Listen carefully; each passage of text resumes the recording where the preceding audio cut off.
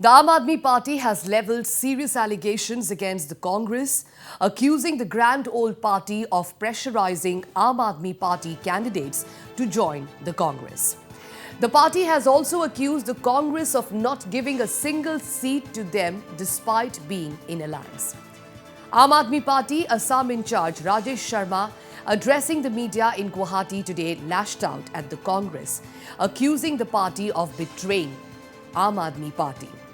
Sharma has now challenged the Congress to withdraw the Dibrugarh and Sonitpur seat in exchange for the Aam Aadmi Party withdrawing from the Guwahati seat. Congress ने असम की लोकसभा सीटों में अपने उम्मीदवारों की घोषणा की। उसके बारे में सुनकर हमें बहुत ही दुख हुआ कि इतने दिनों तक विरोधी ऐक्य के नाम पर जो सारी शक्तियां एक साथ हुई थी, वो सारी शक्तियां को एक तरीके से धोखा देने का काम किया है कांग्रेस ने, जो कि गलत है। आज उन्होंने कुल 13 सीटों में कांग्रेस ने खुद अपने पास सीटें रखी हैं और एक सीट पर उन्होंने एजीपी को उम्मीदवारी दी है। इससे पता चलता है कि ये सिर्फ दो दलों का अलायंस है। विरोधी ऐक्य मंच के नाम पर इन्होंने अभी तक असम की जनता को धोखे में रखा है।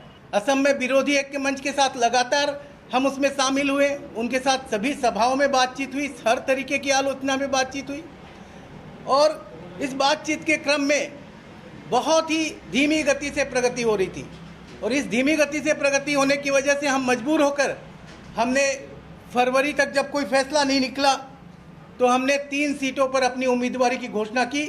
वो थी गुवाहाटी, सोनितपुर और डिब्रूगढ़। और हमने विपक्षी ऐक्य मंच के सभी साथियों को लिखकर कहा कि इन 3 सीटों पर आप हमें समर्थन करें, बाकी की 11 सीटों पर हम आम आदमी पार्टी आपका समर्थन करेगी। हमारी इस घोषणा के बाद भी कांग्रेस के साथ और यूनाइटेड ओपोजिशन फोरम के बाकी सभी दलों के साथ हमारी बातचीत होती रही।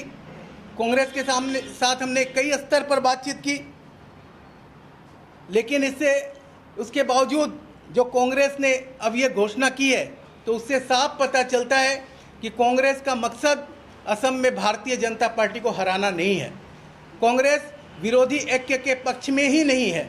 कांग्रेस ये देख रही है कि आम आदमी पार्टी असम में कोई भी सीट जीत ना जाए, इसलिए कांग्रेस इस तरीके का हथकंडा इस्तेमाल करके और अंत में आम आदमी पार्टी को एक भी सीट उन्होंने आम आदमी पार्टी के लिए नहीं छोड़ी। ये बहुत ही एक तरीके से दुर्भाग्यपूर्ण है, विपक्षी एकता के लिए दुर्भाग्यपूर्ण है और असम के लोगों के लिए भी ये भी बहुत ही एक गलत संदेश है। अभी मैं जो बात कहने जाऊंगा उसे सुनकर आप निश्चित तौर पर हैरान हो जाएंगे कि विपक्षी एकता के नाम पर एक तरफ हम मीटिंग कर रहे हैं और दूसरी तरफ कांग्रेस के सभापति भूपेन बोरा जी हमारे बहुत सोनितपुर के और डिब्रूगढ़ के हमारे जो कैंडिडेट हैं उनको फ़ोन कर रहे हैं, अलग अलग तरीके से उनको प्रलोभन दे रहे हैं। तो ये कैसा विपक्षी एकता है?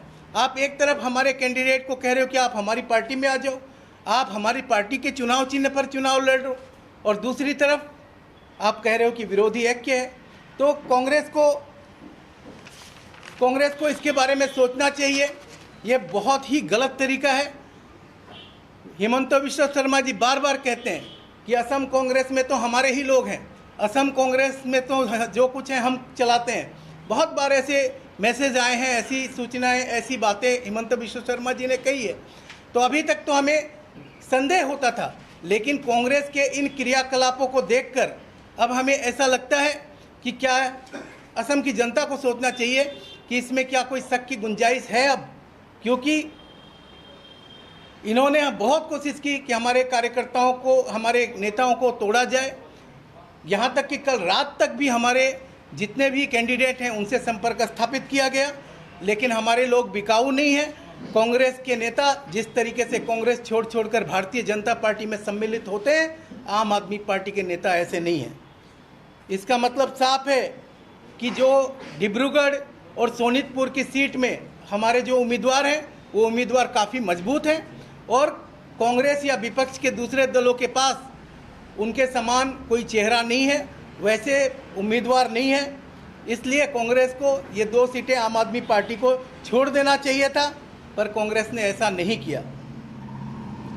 कई लोगों ने हमें बताया कि कांग्रेस का मकसद बीजेपी को हराना नहीं है। तो कांग्रेस के लोग अगर हमारी ये चुनौती नहीं स्वीकार करते हैं, वो सोनितपुर और डिब्रूगढ़ सीट को नहीं छोड़ते हैं, तो इसका मतलब साफ होगा कि कहीं ना कहीं वो लोग भाजपा को सहायता करने के लिए हैं, कहीं ना कहीं वो लोग बीजेपी को सहायता करने के लिए।